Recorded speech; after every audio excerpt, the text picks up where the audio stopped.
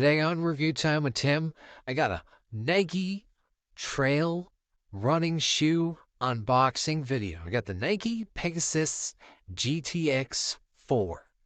All right, so we're going to unbox this today. We're going to dive into the shoe and see if it's any good. Of course, this isn't a full review. It's more of an unboxing. As always, like, comment, and subscribe. Let's get into today's review. Today on Review Time with Tim, I got a Nike trail shoe unboxing video. It's been a while since I've done any type of unboxings, so I figured, hey, why not? Got myself a nice pair of new Nike Trail Pegasus 4 GTXs. So I figured I'd do a little show and tell today. First thing, the box.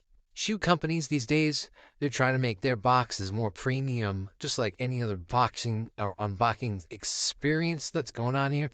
With this one, I like how they did put pictures on the side of the box, which I thought was kind of neat. You got a van, you got a little mountains and acorns and little like location symbols and all this other stuff on the box, which I thought was kind of a nice little touch for that.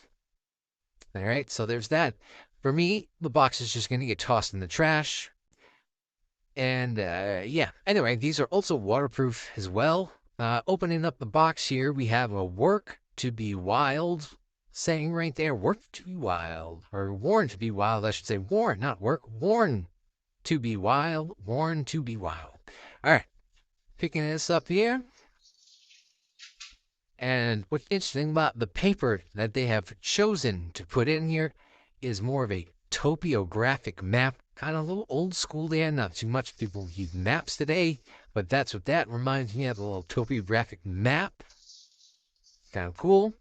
And then here we have the actual shoes itself inside the box, so fresh and so clean. First up, pull this first one out here. Oh, drop that. All right, whatever. All right, so here is the shoe itself right here. It is a really light trail shoe. There's not a whole lot to this. It feels like I'm holding nothing in my hand practically. Barely anything there. As for the material, it does feel very good, the material in my hands, and there is a lot of rubber scrape resistant materials located all over this shoe. Okay, we have where the big toe is right here. We have a very flexible rubber piece here. It's not like one of those hard rubber toe caps that you see on some of those other shoes. It's just very flexible. And then coming along here on the side, again, you have another one of those rubber scrape resistance sections. And which I find interesting here is too, around for the heel lock, you also have another rubber resistant in around the eyelets of the shoes is more of that rubber scraping resistant material. What I do find interesting here is instead of going with that hard rubber toe cap, so when you hit a root or rock and you're not going to be smashing your toes, Nike has decided to go with what appears to be these tiny little plastic little rubber diamonds. And I don't think it's going to pick it up there very well on the camera. Okay, but they've come up with these little, and it's just to help, I think, with scrapage realistically. Looking at, like I said, the colorway, we got a dark green, we got a maroon, we got a little bit of this orange type color. Of course, we have the Goretex symboling right here, lets you know and let other people know that you live in that active lifestyle. And again, another big Goretex writing on the side of the shoe. And of course, I have the tag still on it, which says Goretex material to keep your feet nice and dry outside on the trail or just walking around in general, snow and slush and stuff like that. Now, looking at the bottom of the shoe here, all right, this is not the most aggressive tread I have seen, but in today's shoes, where they're all seem to be flat and nothing to the bottoms, and they wear out in 2.2 seconds, which is super annoying, and shoe companies are doing that for a reason, because they just want you to spend that money. and just keep buying new shoes all the time. So for this, to see this bottom, it's kind of nice to see a little bit more thicker and more aggressive bottom. Like I said, not the most aggressive bottom I've seen compared to like Merrell's or North Face shoes or anything like that. But the heel treads alone here, these heel treads right here, they are pretty deep. There's a pretty deep grooves, so you are going to get a lot of wearability out of that. And same thing, that deep groove tread goes up the outside of the foot as well. And that's really going to displace that mud, dirt, and even the snow and the slush when having these shoes on. Where I feel like it could be a little bit better is this tread pattern right here on the inside of the foot where the big toe is.